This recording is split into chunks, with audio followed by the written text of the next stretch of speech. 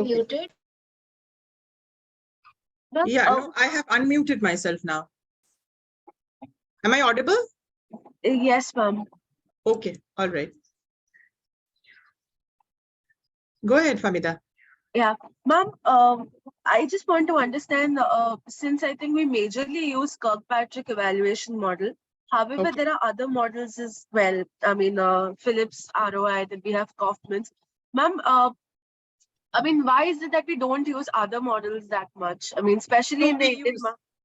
we use all the models. When we cover the session, you will get an understanding of how we plug in different models. We stitch it together, we mend it together, but yet it's like, you know, a ground, right? A playground.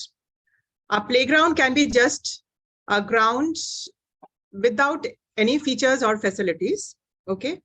And when you add certain features to enhance the performance, that is when I'm talking about the blend of all models, keeping the ground intact. So the framework, the ground is nothing but the Kirkpatrick model, what we use, okay? But we have to make use of different integrated features to enhance the performance or the expectation outcomes. So when I say expectation outcomes, you are doing a particular program or intervention and you are expecting, so it's called return on expectations as well. Okay, it's not just return on investment we speak about. So return on expectations also will be covered. So in order to have this ROE, we must have a blend. And what is this blend? So that's why we will talk about Brinkerhoff model. We will talk about success case study method. We will talk about, you know, apart from the Kirkpatrick, Philip model, CSIRO model, right? In one of the sessions at the beginning, I think the first session, I brought in this discussion that CSIRO, C-I-R-O, C stands for context. And I also mentioned, giving examples, how we can blend the context to as an input to the design and delivery. Okay, there are organizations who during the delivery, they spend minimum 1 day or 2 days on setting the ground, setting the context. That is when we are blending the CSIRO on the top of the Kirkpatrick. So like that, we will discuss. So we have to wait for that. All right. Thank you, Pooja. Okay, so let's begin. Today is 5th of March and we are on 3rd session. And let's do a quick recap of the first and the second module. Okay, so this is what we covered, difference between measurement and evaluation, and how we can use technology to enable. Okay, so technology as an enabler, and also how we can use technology for measurement and evaluation, right? What is the purpose of training evaluation and stakeholder approach to training evaluation? This is what we covered under module 1 and 2. All right, so what we will do is, you have this Google form link, okay? You all will need to go to the Google form and quickly answer certain MCQs. Okay, this is a recap quiz of what we had covered so far. All right, so I'll just paste it on the chat box. You have to log in on your Google account.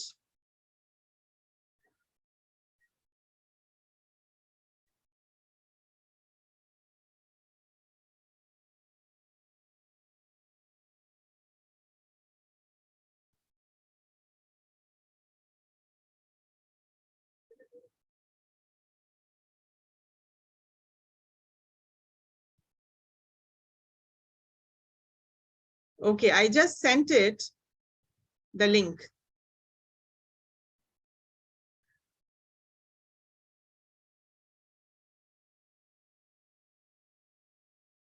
You're able to click on the link, right? Yes, ma'am. Okay. So very simple questions. Keep answering them and then submit.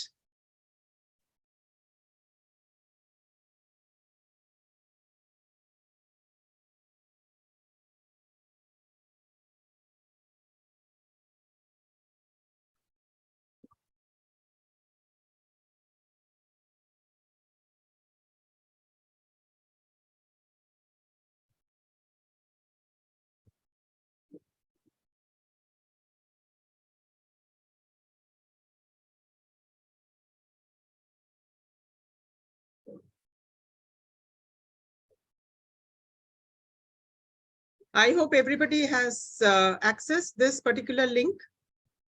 If you have any problem, please ask.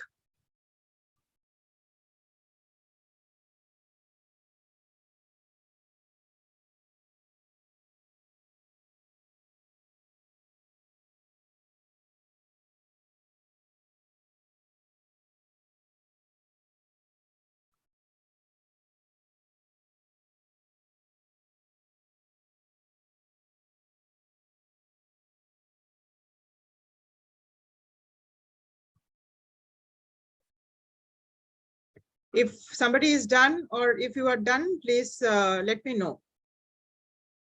You can write in the chat box.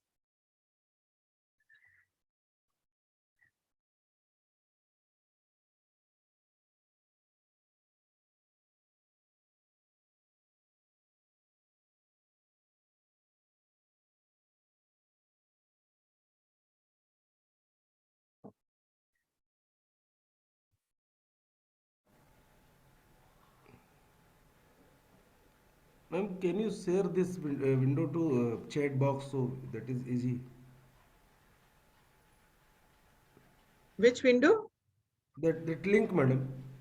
Yeah, I have already shared. Did you join just now?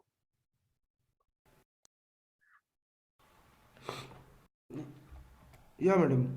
Are you able to access the link? No. I'll share it once more.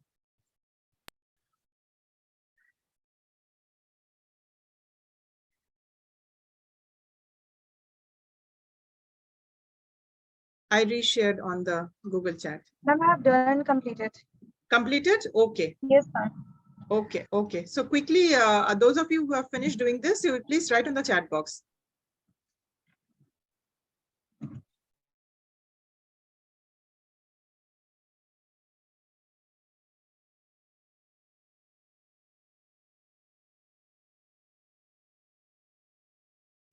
I'm glad to see this scope.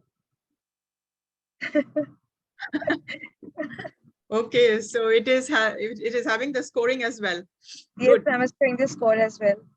Yes, Yes, ma'am, ma'am. done. 12 on 17. Yes, Same 17 here. on 17. 17. Wow. 17.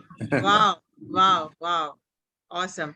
Yes, So I ma'am. was Perfect score. a bit confused in one of the questions was We will stakeholder. discuss. We will discuss. We will discuss. Okay, yes, ma'am. Sure, Let sure. me Yes, give yes. me Others another are doing 1 it. minute. Yeah. Yes, Let yes, me sure, give ma'am. another Yes. 1 minute for others to complete. Yes, ma'am. Yes. Okay.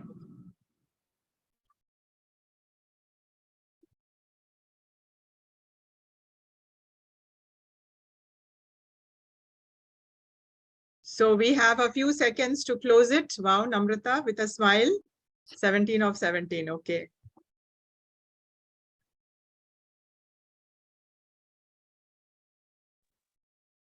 Ma'am, can't believe I scored 17 out of 17.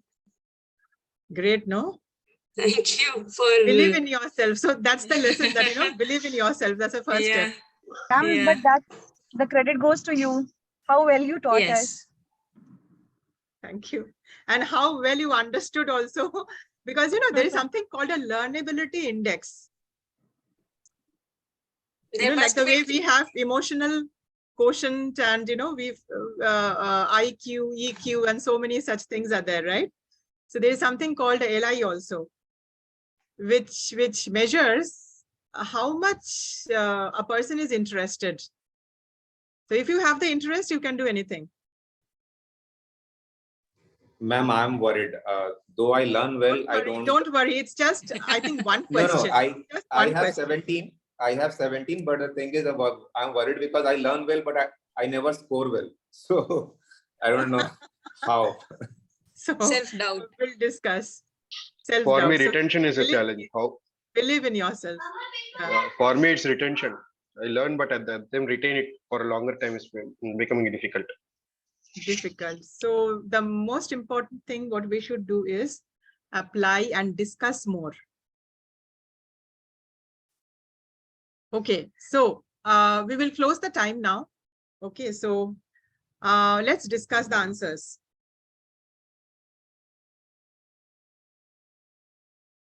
Right, so the first one evaluation is a quantitative process only. False or true? True. Okay, false.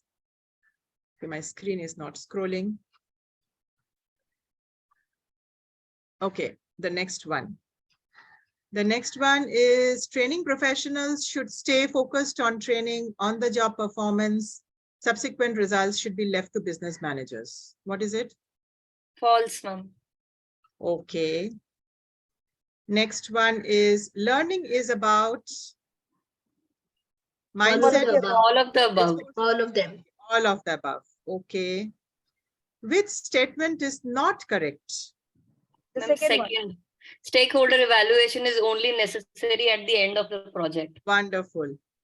The following is not an example of organization's Money for funding. stakeholder. Money for funding.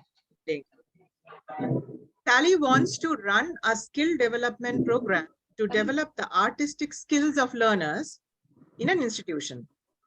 Before the project begins, Sally must first speak to who? And board of Board of directors and directors. management. Management. Wonderful. Okay, I think that is all right. Okay. Yes, ma'am. So, Animesh, and those of you who missed Yes, ma'am. one answer, right? Correct answer. Which one was that? Sally, ma'am. Sally. The Okay, last one. Last one. last one. Yes. Okay, okay. See, before you even talk to any stakeholders, you have to get an approval of the MD. Because all the rest of the options seemed so relevant that yes. But yeah, the question was must first talk to whom? So Must it begins first with- talk to whom yeah. or which group? Yeah. Stakeholders. Okay, so Yes. stakeholders, please remember, stakeholder group could be there and individual stakeholder is also applicable. So here it is a stakeholder group, board of directors and management team. So they must be first knowing about it. Of course, you know, they might be knowing for the reason that there are issues, there are internal issues, and they would have probably spoken to some of the folks, and that's how the complete journey has evolved. Right? But having said that, before you even kind of take the requirement, you must first speak to the MD. MD must know you, who you are, and then do with the rest of the process. Right? So that's why the board of directors and management is the first group of stakeholders who you should interact before you carry on with the rest of the processes. All right. Okay. So now let's come out of this. And which screen you are able to see? Google link. Google link. Okay. All right. Good. Or the PPT link, the PPT page, ma'am. PPT page, right? Okay. 54, fine, ma'am, fine. page. Okay.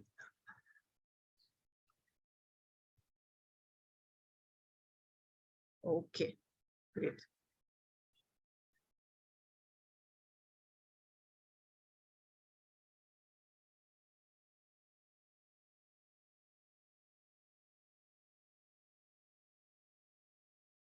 Okay, let me make it full screen. All right, so today's agenda is this, okay? Achieving high learning outcomes, which is module 3, which is part of module 3. Okay, all of this is part of module 3. Achieving high learning outcomes, revisit adult learning theories and principles. This, I think we had done in semester 1. Adult learning styles, also covered in semester 1. So today is going to be a refresher brush up. Revisit motivational theories. This is also done in first semester. And 3 domains of learning: cognitive, affective, and psychomotor. So we are somewhat aware of this, but we will see we are talking about measurement and evaluation. So how do we assess the cognitive skills? How do we assess the affective level? How do we assess the psychomotor skills? So this is what we are going to discuss. Okay. In addition to all the above. Okay.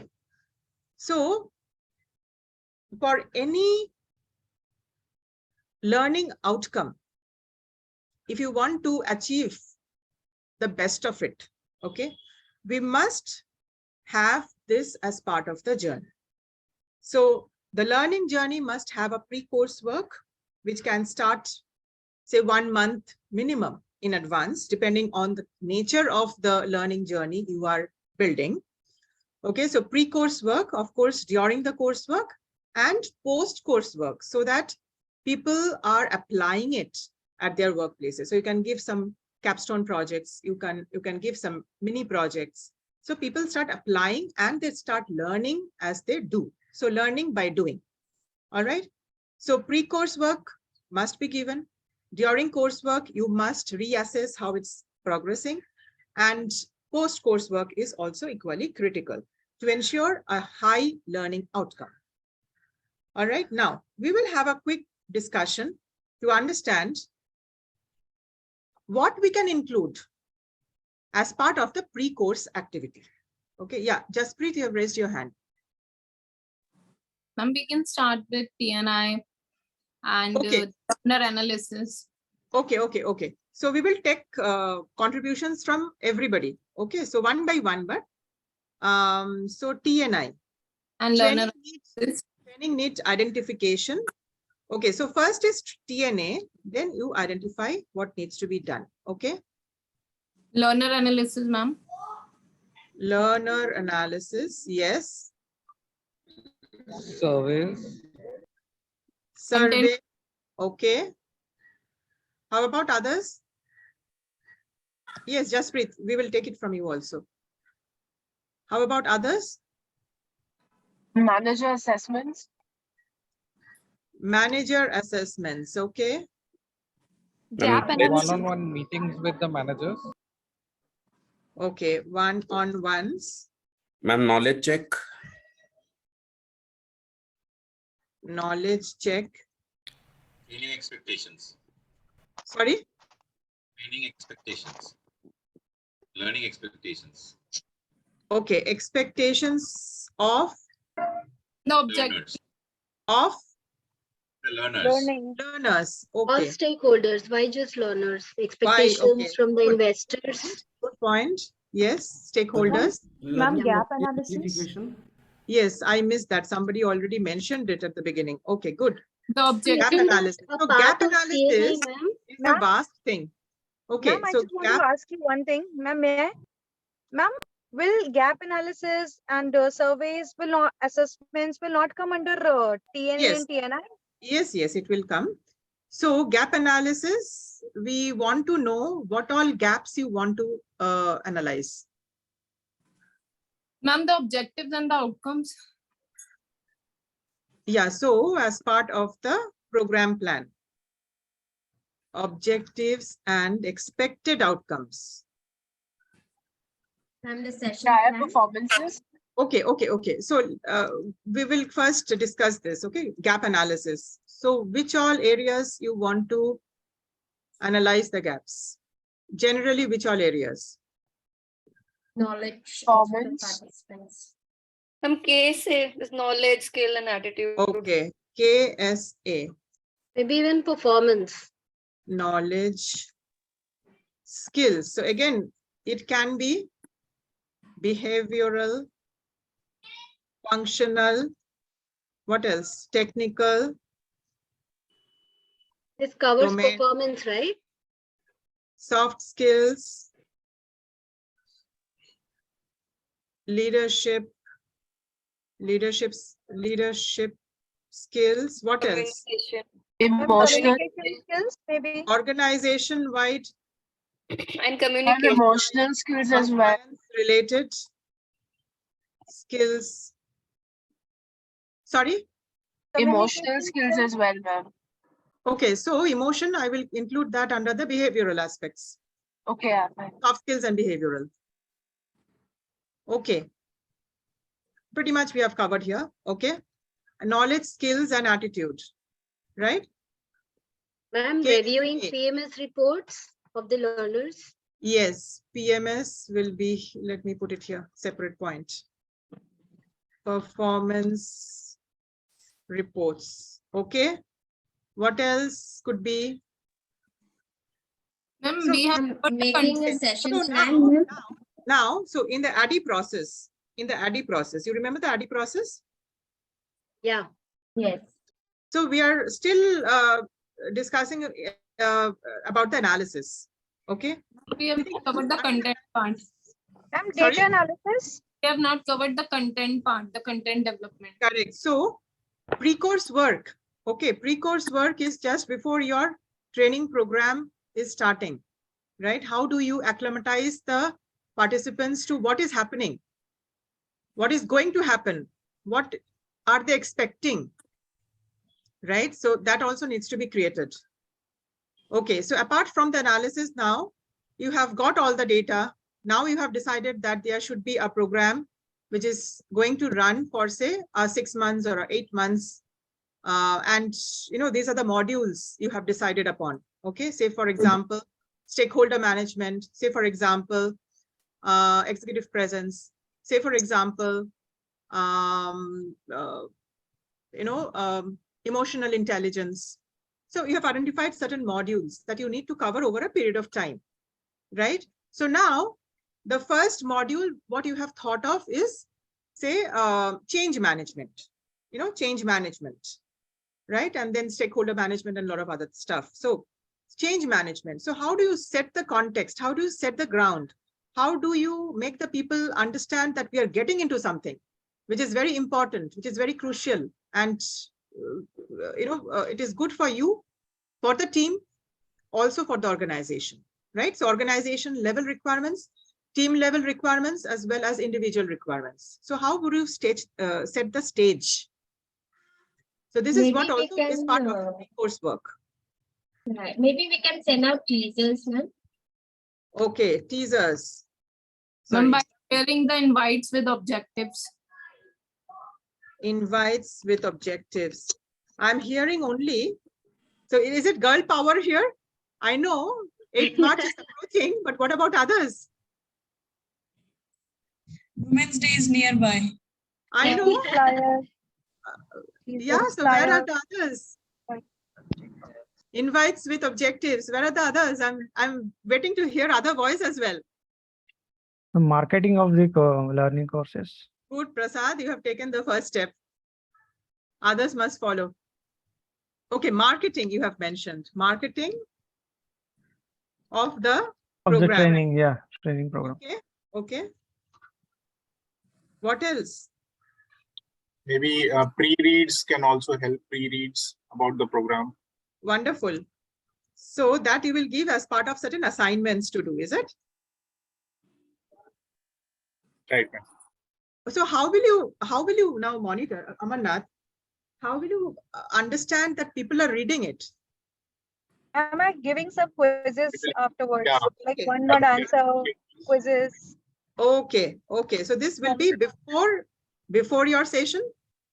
Or how will you ensure that, how you will discuss also what they have understood? We won't discuss at the beginning till the course commences. It will be over the mails only that things are happening, they're assuming, they're writing, and they're not sure how it is. And then probably during the training, we will be catering that this was the thing and this is what you assumed or whatsoever it would be. So there would be some level of discussion, right? It's like a flipped classroom. You tell them this is what you must read and come. And then you will open it up for the group. You have understood the flipped classroom model, how it works? The facilitator, the facilitator won't discuss anything, but they will open up for the podium to speak. So the facilitator will ask me what you want to know. Okay, so that's how it is. So you will discuss it during the session, but you will set the stage with certain materials given before. Okay, so quizzes. What else you can do? Pre-worksheets. And I'm sending us some videos. Okay, sending videos.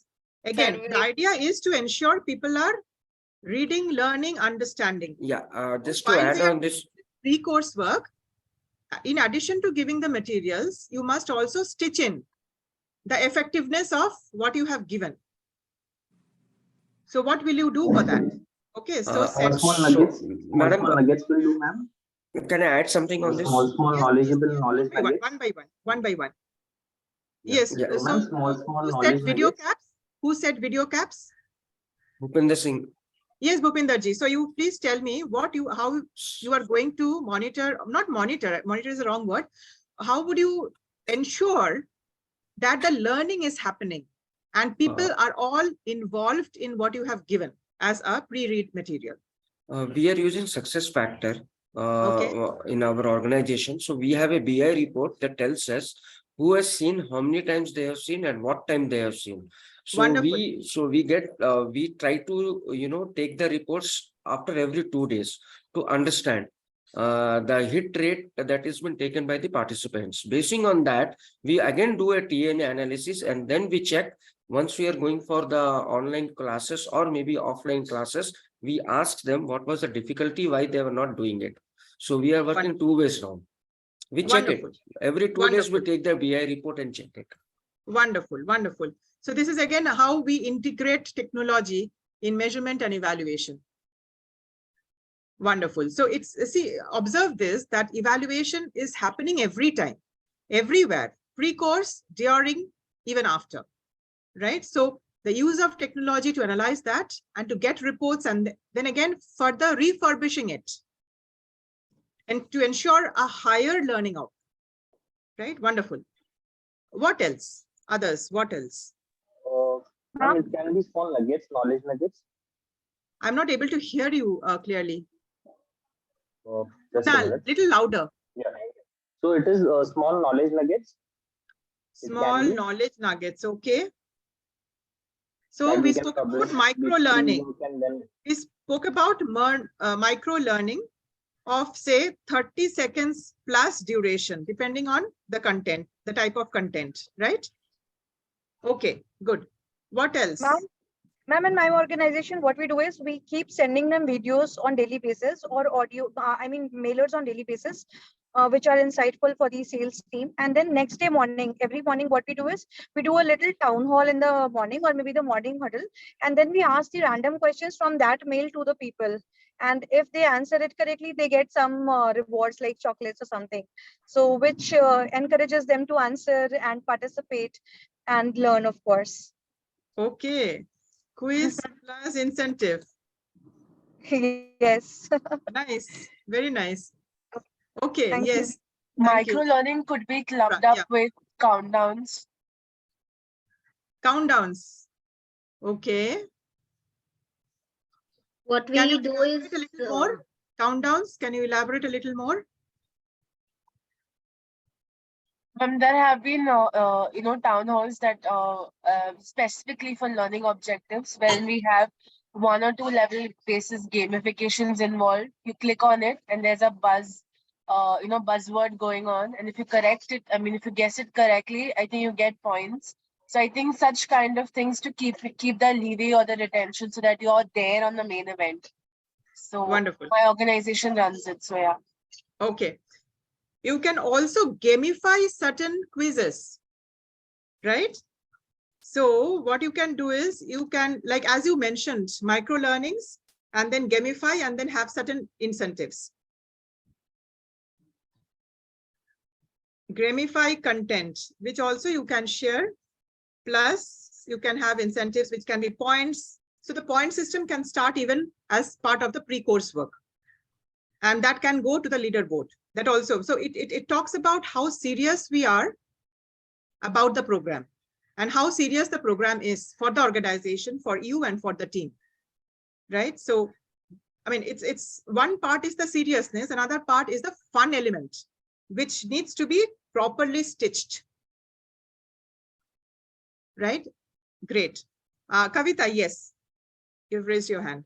Just as an extension of, running a campaign and creating a buzz to infuse some enthusiasm among the participants, what I do is I create brave WhatsApp groups and put some teasers there and the countdown meter there, so that people know that there is something, new to look forward to. Wonderful.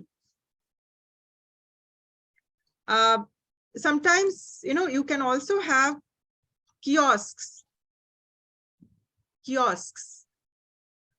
Okay, so in certain ways, people get to understand these are the programs, these are certain games you can have placed in your kiosks, which can be part of a town hall event, okay, which can be a pre-launch event. Okay, we also have this, right? Pre-launch, launch events, right? Of any, say, hardware, say a mobile is getting launched, right? So there is a pre-launch event which happens. So that also you can do as part of kiosks. You can keep kiosks in your places where, people visit more. And then you can create a buzz also much in advance. So that also is one of the initiatives. Wonderful. So what else? So the idea is to not, have a lot of gap between what you have initiated. Say, if you have started as a pre-launch event, say 1.5 months before about this journey, there should be a continuity till you have the first face-to-face meet. Okay, it should be a continuous buzz. So people are getting that, that adrenaline rush is getting built during this 1.5 months. Okay. But at the same time, please ensure that the objectives are clear to the learners and the expected outcomes are clearly stated. In addition, what is very important as part of pre-course work is how you are going to have assessments also during this learning journey, because it should not come as a surprise. Suddenly, once you have started the session, you are doing multiple assessments. So it should not come as a surprise to them. Okay. So the complete program flow must be clearly jotted down. You must get the approval. Somewhere tweaks can be possible in between. Okay, because of the continuous assessments and improvisations that we want to do. But having said that, a program flow should be concrete and should be shared much in advance before even the program starts, so that nothing goes as a surprise to the learners. All right, this is very important. There are many case studies around this. We will discuss that how participants felt uncomfortable. You have done mega pre-launch, you have done mega launch, but it's falling out, it's fizzling out because certain expectations were not being told to the learners. So there are many case studies around it. Okay, so I'll discuss maybe one of that, not today, but in one of the sessions. All right. Yes, Animesh.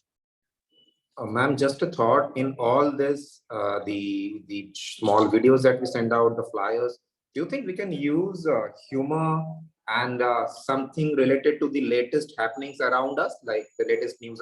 I mean, maybe it could be a bit sarcastic, maybe it could be humor at times, but do you think that will make it more like people will click on it more, kind of something like that?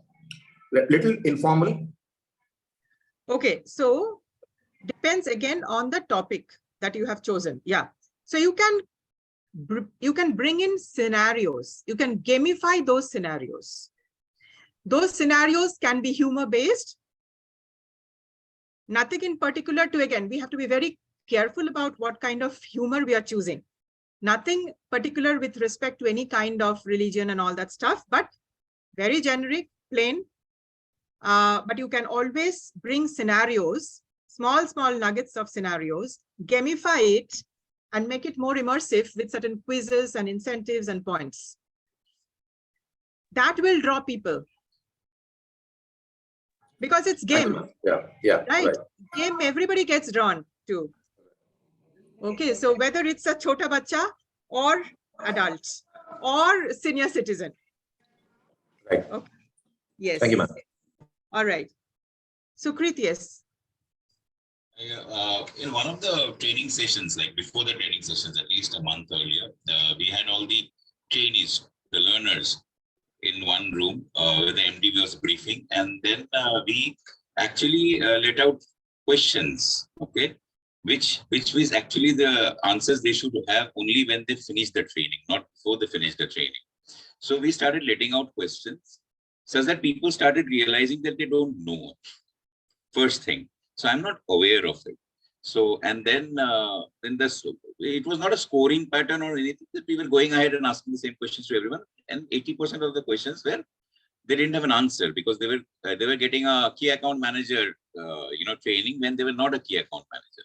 So obviously they are upcoming key account managers, right? So once that questions were done and then they did not have an answer, then the MD again said that if you go through this training program, you will have an answer to all this, which will boost your career. So what happened was 100% attendance in all the training programs. So which probably happened after a month, but then everyone was very supportive, even when we were doing the TNA, TNI, even the supervisors were pretty cooperative. So were the learners, if I was doing a research with them, trying to figure out what they're doing currently and what they're aspiring to do in the future. So this is something that we did in a very different manner, but it worked well. Wonderful. Yes. So this questionnaire is basis on, so there are two ways of doing it, as rightly Supreet said. Okay. So one is assessing what you have acquired through experience. Okay.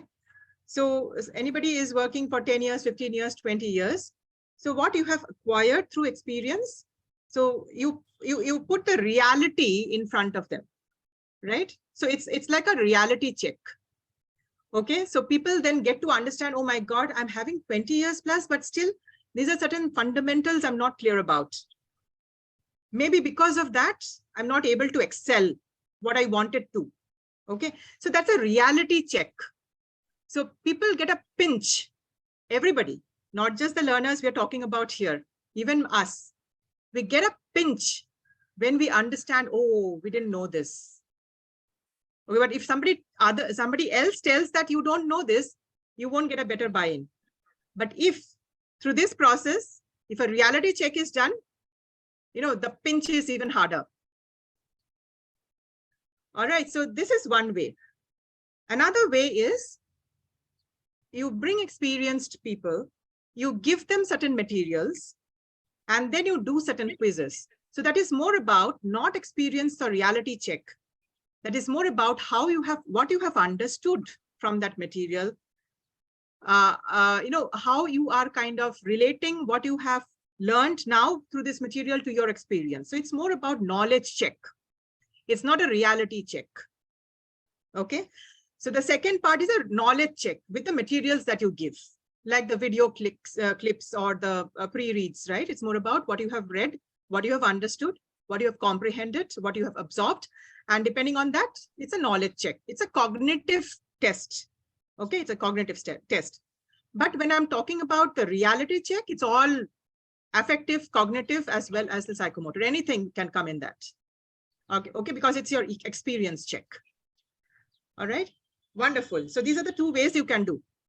Okay, great. Thank you for sharing, Sukrit.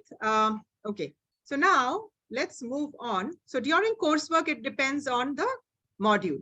Okay, so you can have materials, case studies, a lot of stuff. So we will discuss that after some time. But what is the post-course work that you can have, which is application oriented? Assessments. Okay. Assessments. Okay, which is even before and after. Okay, during also it will be. Okay, what else? Feedback gathering and analysis. Pardon me? Feedback gathering and analysis of that. Feedback gathering and analysis. Okay.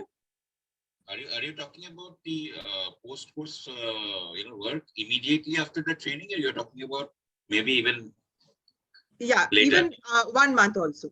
Immediate to 1 month. Yeah, immediate to 1 month. The learning outcomes were achieved or not? One by one, please. Yeah. The learning outcomes were achieved or not? How will you assess that? There's so many. What will you do? What will you do? So what will you do? So I'm talking about the work. What will you do to assess the learning outcomes being achieved at work? In the first Remember, week will be the assessment also. The assessment part will also let us know that. Okay, that is And the immediately curve, after. and KPIs, like after, like not immediately, but at like within 2 months, 3 months, you can start seeing some few changes. So KPIs, metrics, you have to keep a tab on those numbers somewhere, only the ones which are relevant. I mean, in leadership probably, but there are other aspects which kind of, the related aspects we can just see. Okay, KPI, as a KPI, I would say revisits. Okay. Some implementation of what they have learned. Evaluating performance. 360-degree feedback. Correct. 1 minute. It's taking little time for Change of behavior. Okay, change of behavior. Okay, now you will have to ask, observe, right? So how? Observe, ask. Okay. Yes, so one by one, I'll just take the name. Manju, yes. Ma'am, Manju. meeting, asking with their immediate seniors, their reporting officers, Okay. asking to their reporting officers. Asking reporting officers, asking other stakeholders, internal, external, Yes. could be customer, Yeah. anybody. Okay. Yes. Sukrit, yes, Sukrit.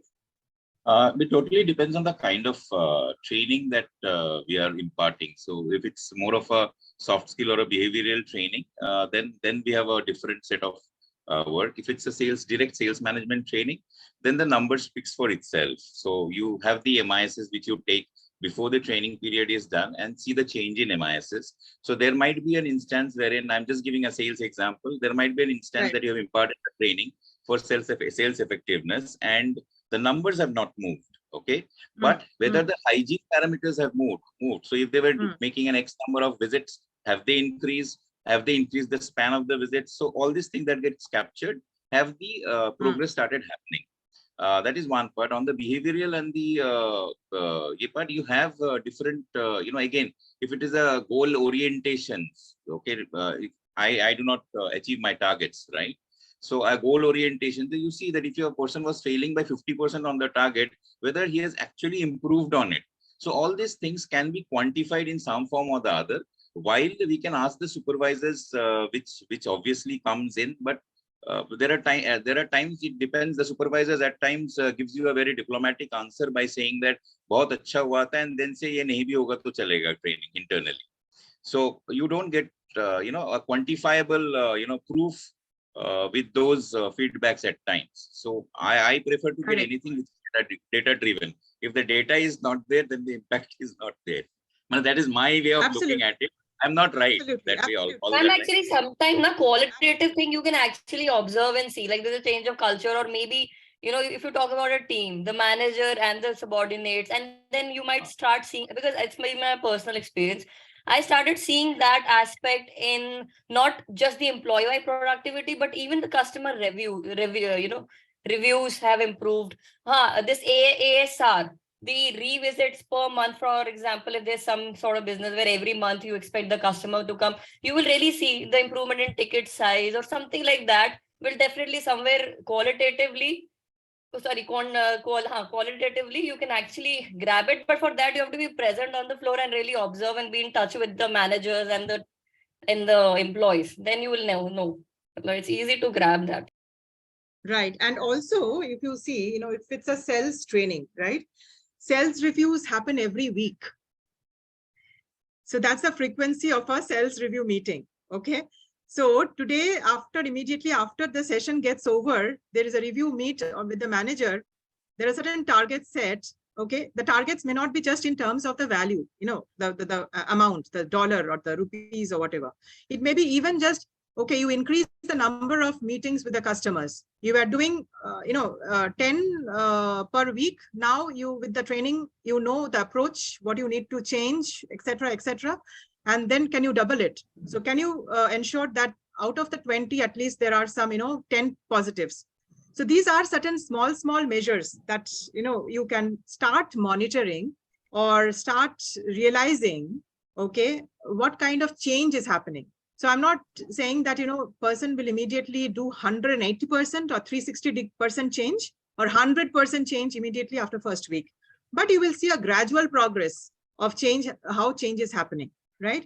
So sales review meets happen every week, and I think, it's much easier and better to understand how the implementation is taking place there, right? Correct, ma'am. Wonderful. Correct, ma'am. Likewise, we had also increased the average handling time, which was earlier before training, it was lesser, and post training, the average handling time of call increased. So we see those behavioral changes as well. The quality of the call has improved. So these things also do Correct. matter. And These ma'am, are exactly. So these are nothing but when we're talking about the Kirkpatrick. See, we are discussing a lot of examples, so I just want to map it immediately. Okay, so we're talking about Kirkpatrick model. The first level is, what is the superficial happiness? No, it's a very generic one, right? The base level. The second level is, what is the knowledge acquisition? So you've understood that with the assessments, people have understood what needs to be done. So it's through some test, quiz and all that. The third level is the application level. The fourth level are certain impacts, the measures, the matrices. So all of you are mentioning certain KPIs. You are measuring certain matrices here, right? The customer handling, the quality of the calls. These are nothing but the matrices. Okay. So if you see there are changes happening, customer feedbacks are coming well, other stakeholder observation points are better than what it was before. These are nothing but the impact. Okay, we are not yet talking about the return on investment. We are still dwelling on the return on expectations, the impact, the fourth layer. Okay, so we are already now entering into the fourth layer. So you understand now what needs to be considered. But please remember, as I mentioned in the first session, that the data must be accurate. You must have resources. Okay, so resources means people, machine, material, money in place to actually capture end-to-end to do the fourth level and the fifth level more objectively and accurately. All right. Okay. So let's hear from Hamida. Ma'am, for soft skills training, there could be training takeaways shared, weekly, monthly. There could also be a collaboration with HRBPs so that, there'll be learning checks from time in and time out. So that is something that even my organization does with the help of the strategic HRBP that we have.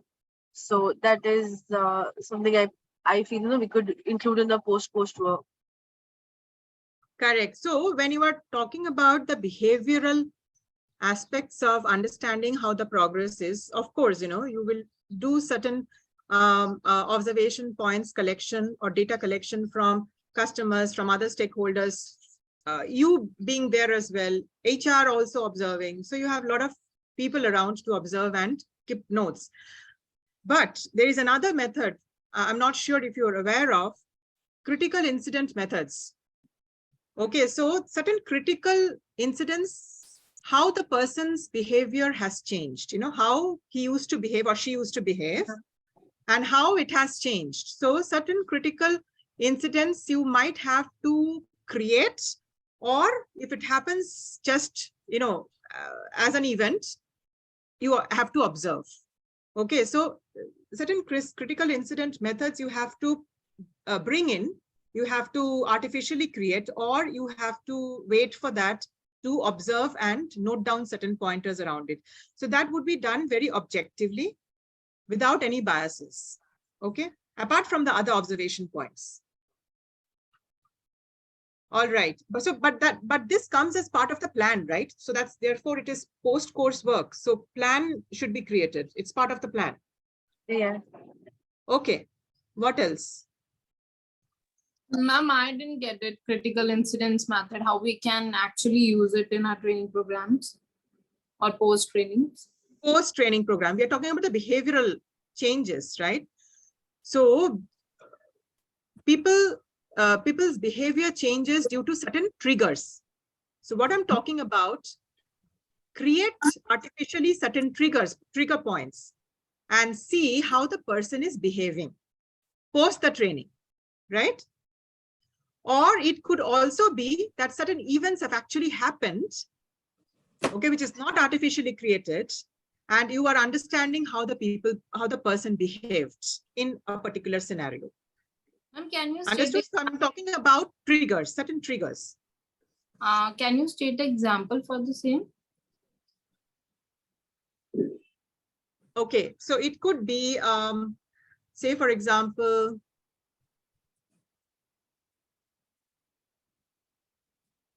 okay, so the person used to behave differently when additional responsibilities were given to the individual, right? So it's more of,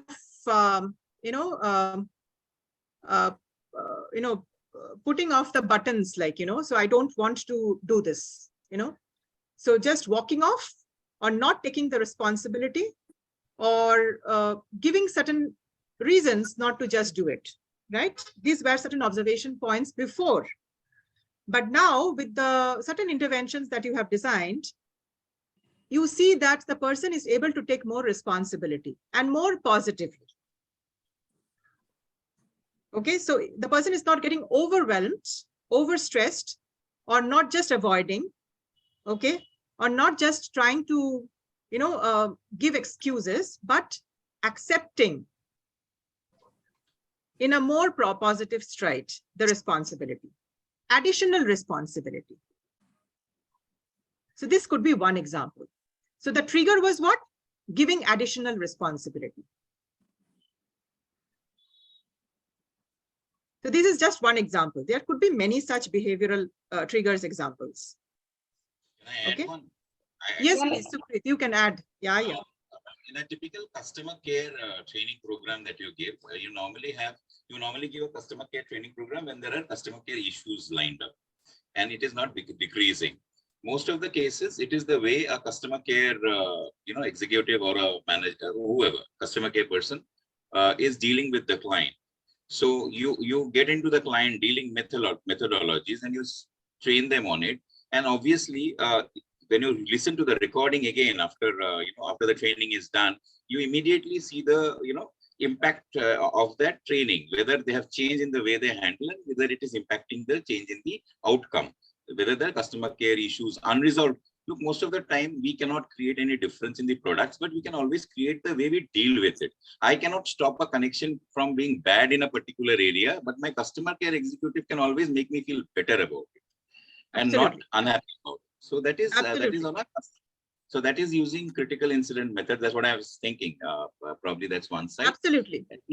Even on a sales perspective, when we there are times when we realize this does not happen only through a trainer. It also happens through the line manager down to a trainer, to the learner at times, wherein you are mentoring somebody. You realize that a person is probably losing touch over with the client, right? You do a lot of client visits, you're working very hard, but you're not getting the desired outcome because you're not doing enough follow-ups.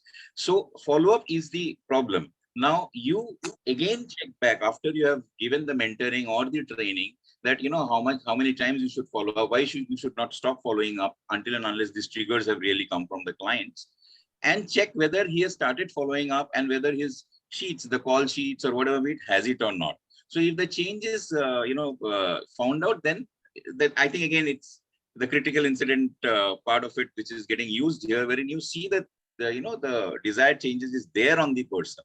Like he was not following up, he was making a lot of new calls. It's only expansion, no retention or no maintenance. So now whether you are expanding, parallelly retaining and maintaining or not. Absolutely. I think also one more, thank you for bringing this up, Supreet, thank you.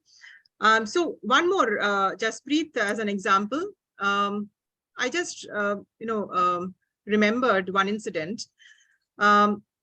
It is about how you are managing your emotions. So a lot of times what happens is all, customers, we know that all of them fall under this category of somebody who is, very positive, will not shout. Another customer will just frown at you, shout at you and yell at you. And, you have, sometimes you also, kind of retaliate. So incidents like, where you have got observation from the customer that your people retaliate, okay, at times, not always, but at times, due to any customer behaving, badly with the salespeople, right?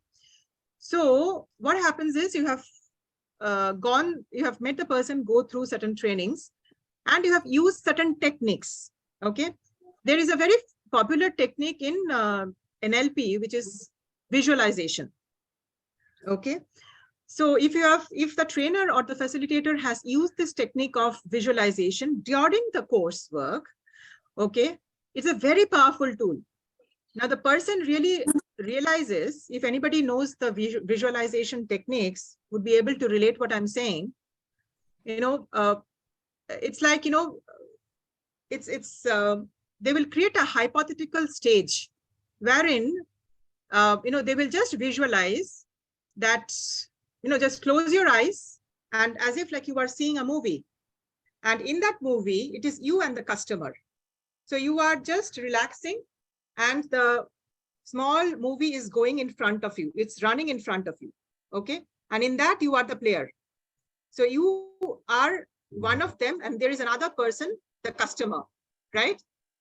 So the same situation which happened on the ground where the customer shouted at you and you actually somewhat retaliated back.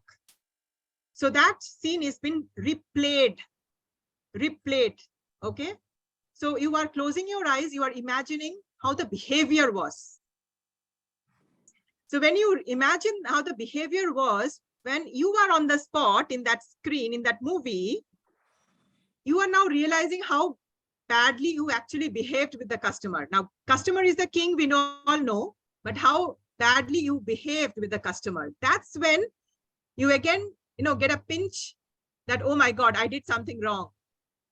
And you are watching this movie, not in that tense, pensive state. You are watching this movie in a more relaxed state. That's when you are more composed and you are more into what you are. I mean, psychology, we call it as desensitization. So then what happens is you are understanding your mistake much faster and you are accepting it much better. So what happens is when you stop seeing the movie and then again you replay the movie with a more positive approach. So you rewrite a script in your mind.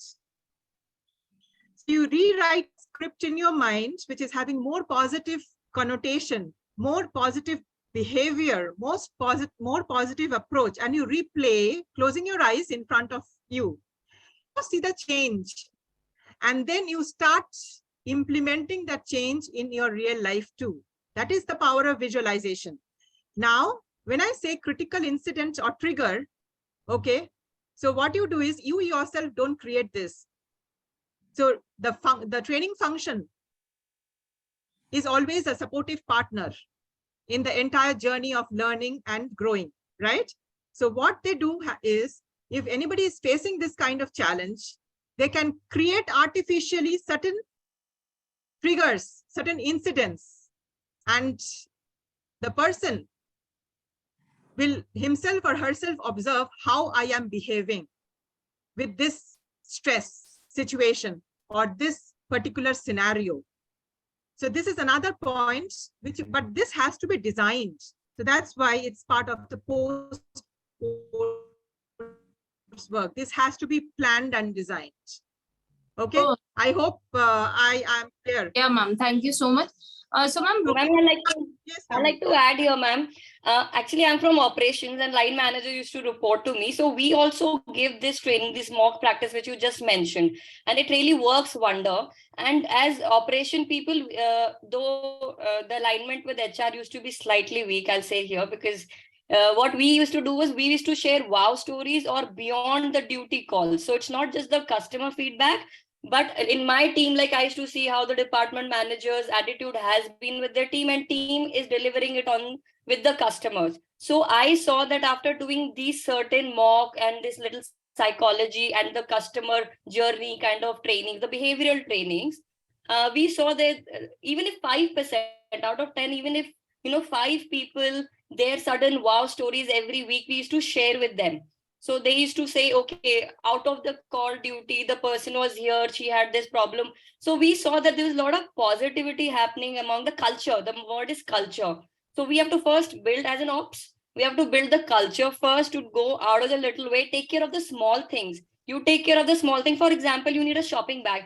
Give a client a shopping bag and your ticket size improves. It's like basket size. If anybody's holding these small little things, you have things at the trial room.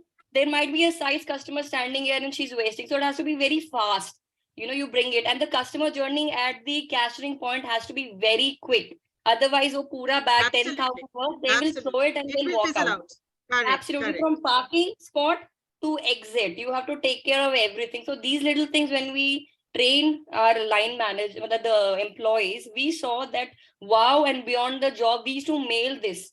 That okay, and then suddenly I saw there were few people, they became so pro that they just were just working that I get recognition, and they used to get at the end of the month recognition, those certificates with the most wow stories. So this really, boosts their क्या कहते हैं, out of 100 and 1,000, because right. So we used to mail like that and train and mail. So this, and with the photograph, and this used to go pan India offices, not just our office, but everybody gets to know. So every employee has a different motivation. Everybody is not there for money. Somebody is there for recognition. So you have to identify those players, train them this way, and they take the whole team up. So category sale also improves that way. This is a good example also. This is a good example also of success case study method. We will be discussing that. So I think at the beginning, Famida, right? She asked about, sorry? Okay. I'm sorry, I started Famida. asking her name. Yeah, so she asked about what about the other methods?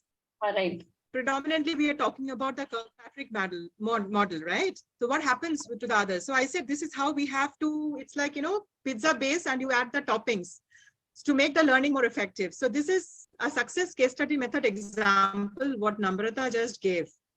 Okay, so we will discuss at length also when we actually cover that. But taking the cue, it will become more easier for you to understand when we actually do that success case study method. All right, so this can be integrated to the Kirkpatrick model, right? We are talking about the impact.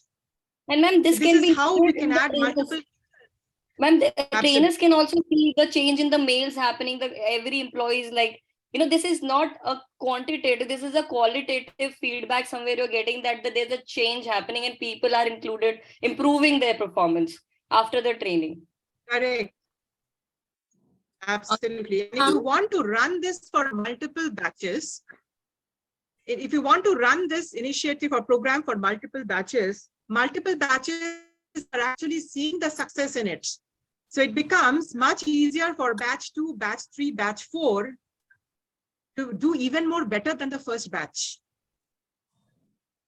So that's why it's called a success case study method as well. Okay, so wonderful, very good discussion. So yes, Nilanjan. Excuse me, ma'am. Can I complete this? Yes, I'll come to you after some time. Nilanjan. Yeah, Nilanjan. Let's have Nilanjan. Yeah, thank you for sharing this incident and story. We generally, or I generally, have used this technique in NLP workshops at my organization. During the COVID time, I did a workshop on successful parenting. At that point in time, I used it for the child, the parent, and the observer's technique. So people have appreciated this technique, wherein I have asked them to think about it, and then I have also used them to use this technique to erase painful bad memories of the people. And another thing is I would like to highlight is that 10 years back when I was in Motorola, there was a case wherein there was a high performer sales employee, very very high performer, and but he used to have very bad quarrels with his reporting manager, although the reporting manager used to respect him by virtue of his sales, but at the same time he was having very good relationship with his reviewer, the boss's boss.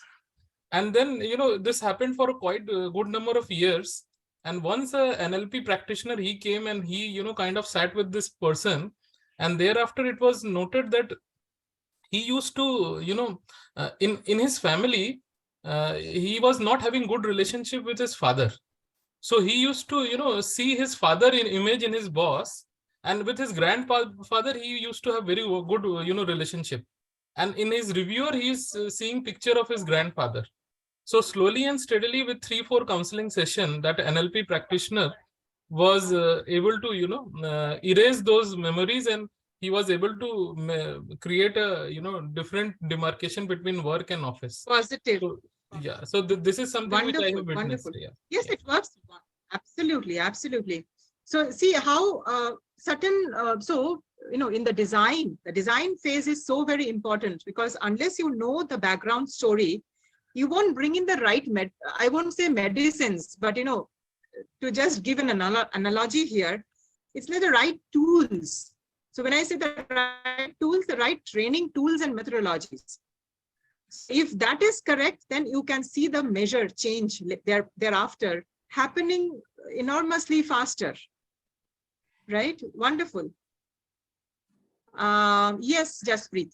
So after what you say, then we'll move. Yes. I'm audible, ma'am. Go ahead. Yeah, ma'am. So yes, you are audible.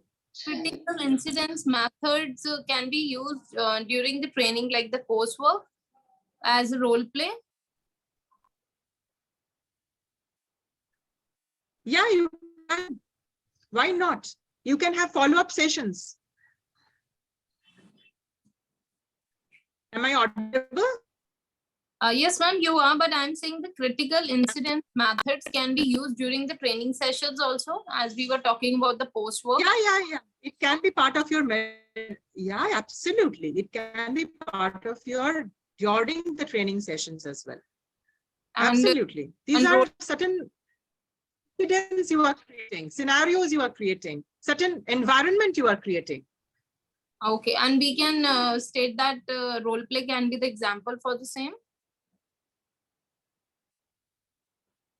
Case study role play can be there. Role plays can be there. Absolutely. Thank you, ma'am. There is also something called case study role play. All right. So that also can be possible. So you can create your own case study and then do a role play. That is also possible. So you have to create your own case study in that case. All right. Okay. So let's move on with. So these are the different ways that we can enhance the learning outcomes. All right. Of course, we also have to understand what and how adults learn.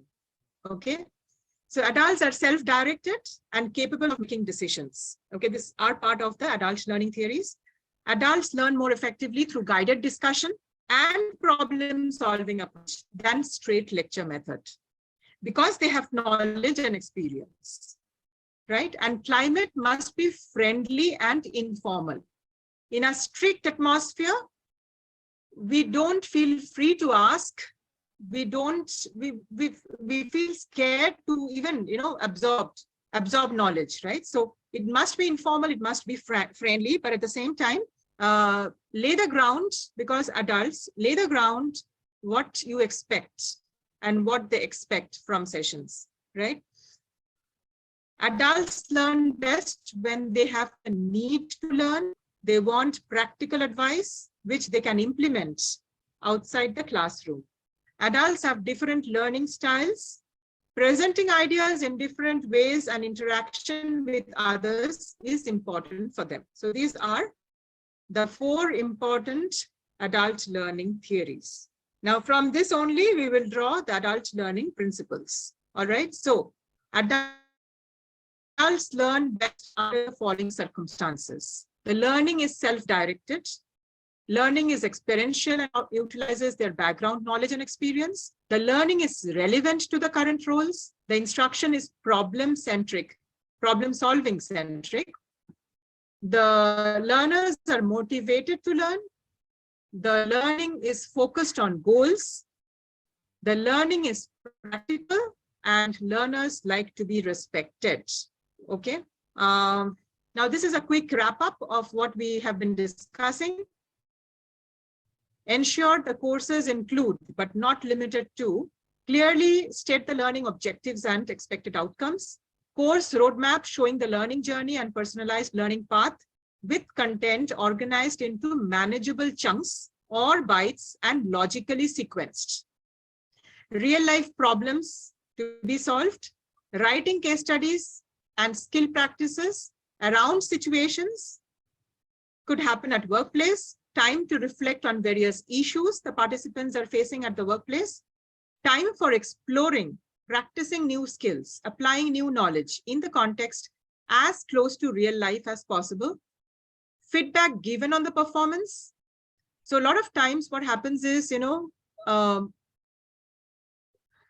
when we have debrief, suppose like, you have certain role plays being done, certain activities being done, certain outbound programs or inbound games have been done, the debriefing is very crucial. Okay, so we have to ensure that we are bringing out and connecting the learnings with the real-time examples. Okay, so time for exploring is important, practicing new skills, applying new knowledge in the context as close to real life as possible. Feedback on performance. Making a mistake in the training room is okay. Each mistake is seen as opportunity for more learning. Opportunities for participants to assess their own performance. Okay. Facilitate the learning instead of the lecture. So these are certain things. Okay.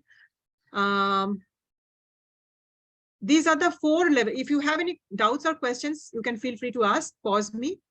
Okay. 4 levels of adult learning. So these are the 4 levels. Let's quickly understand this. Unconscious incompetence. You don't know that you don't know how to do something. Okay. This is level 1, very basic level. We all are where at this stage before we started gaining experiences in anything. Okay. We don't know that we don't know how to do something. Level 2 is this, conscious incompetence. Now we know that we don't know something. It's like this, okay? You know that you don't know how to do something. So this is about conscious. You know that you don't know something, which is incompetence. The 3rd level is conscious competence. You know that you know how to do and it takes effort, okay? So that is a conscious competence. And unconscious competence is, it has become part of your muscle memory. So it now takes less effort. So that is unconscious state and competence level. So any doubts here? Level 2, ma'am, एक बार समझा दीजिए. Okay. Level 2. Anybody wants to give any example? I will share my example also after I hear from you. Anybody who wants to just try and give example of level 1, level 2, level 3, level 4. One example can hold good. One example can hold good for all 4 levels also. One example for the first one could be wanting to learn French, but don't know where to learn from. Ma'am, Famida. Famida, okay. So Sukrit, Famida has already started, so I'll give you the chance after Famida. My bad. Okay, so Famida, yes. Okay, yeah. Go ahead, please.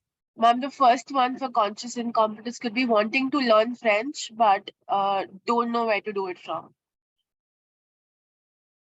No, so that is not level 1. Ma'am, could it be driving? That's level 2. Yeah, level 2. Yes, it bothers you. Yes. Okay, so anything you want to add, Famida? Okay, then otherwise I'll move to Sukrit. Okay, I'll come back to you later on. Sukrit, yes. One example which holds good for level 1, level 2, level 3, level 4. It can be now at this stage where we are, or it could be at a childhood stage also. You can bring any example. So unconscious incompetence obviously is when you don't know that, when you look at this like, no, you have not yet reached that level, so you do not know what you don't know actually.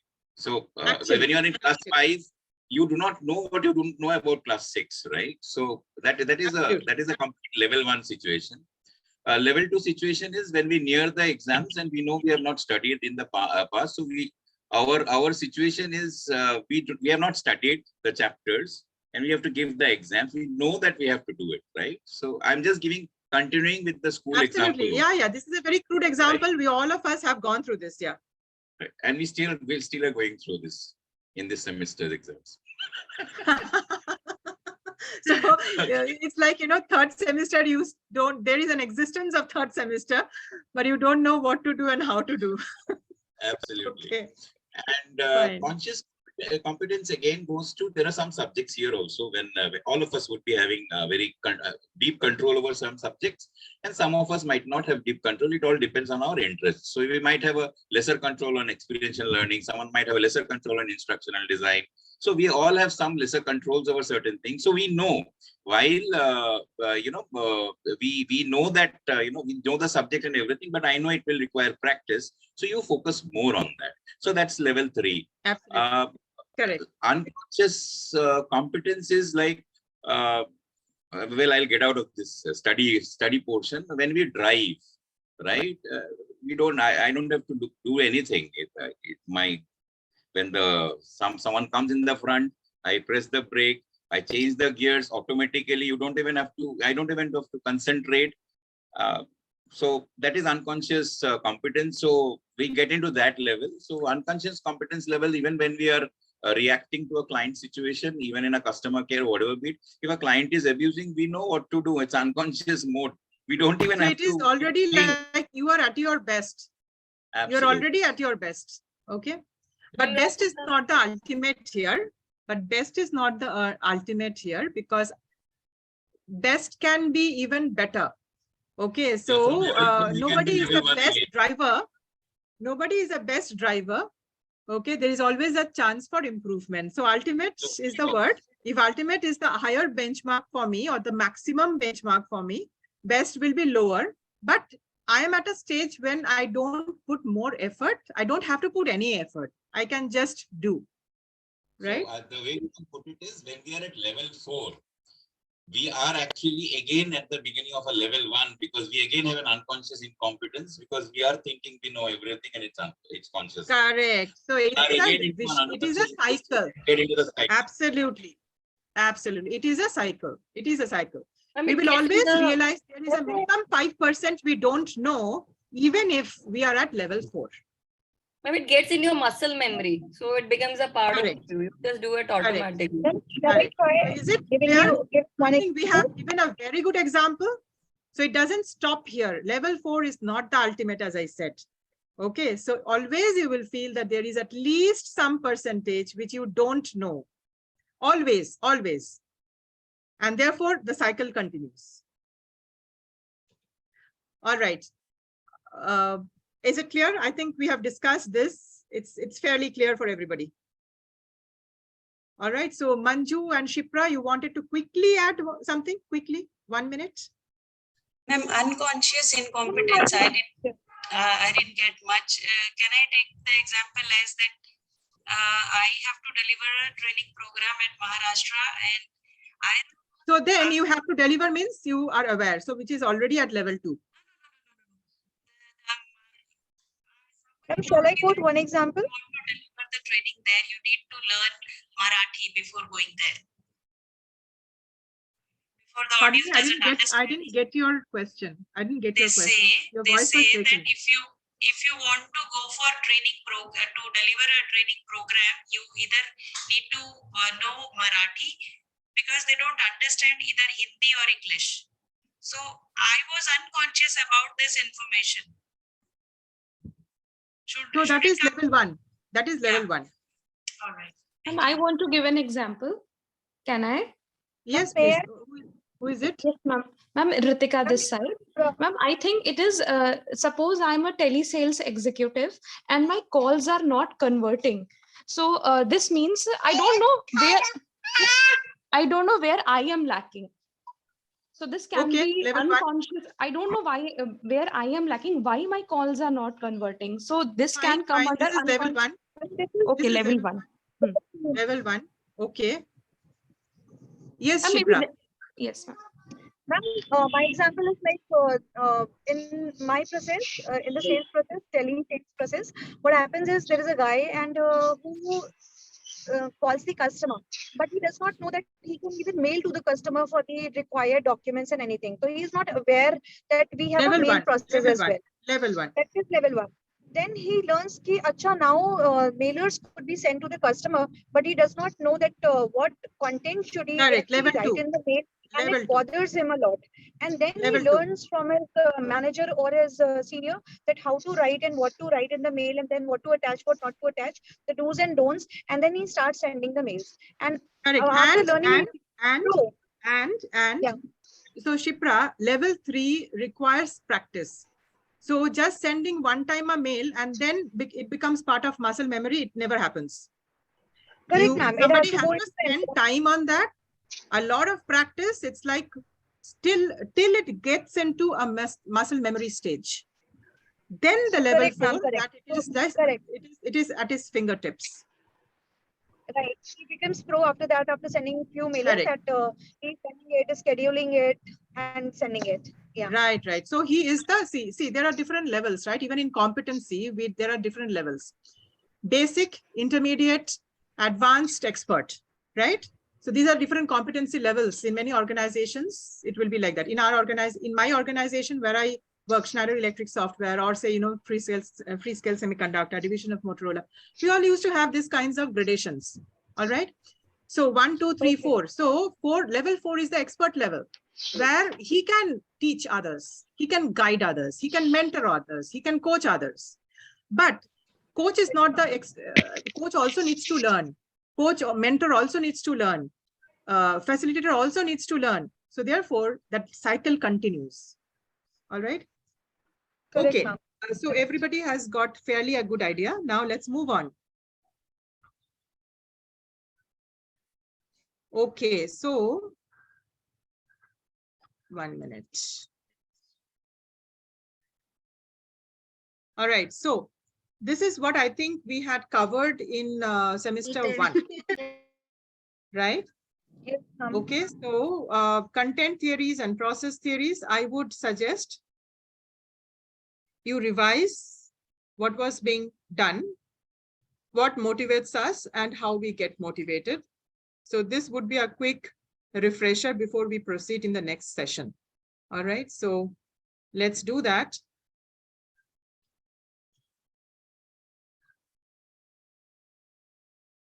Okay. So I'll leave it to you all to cover this. Is it okay? Yes, ma'am. Do you have anything specific you want to bring up? You can bring up in the next session. All right. If you want some explanation of certain theories, 1 or 2 of this, we can do that. Okay. Just let me know in advance so that in the next session, I will slot it accordingly. All right. Okay, ma'am. Okay. All right. Since it is already covered, that's why I'm not covering it today, but I will pick up if there is anything that you want me to discuss. All right. So what is the difference between achievement motivation and motivation? Okay. So motivation can be defined as a driving force, right? It's a driving force to do something. And achievement motivation can be defined as the need for success or attainment to excel. Okay, so that's the final line of difference between motivation and achievement motivation.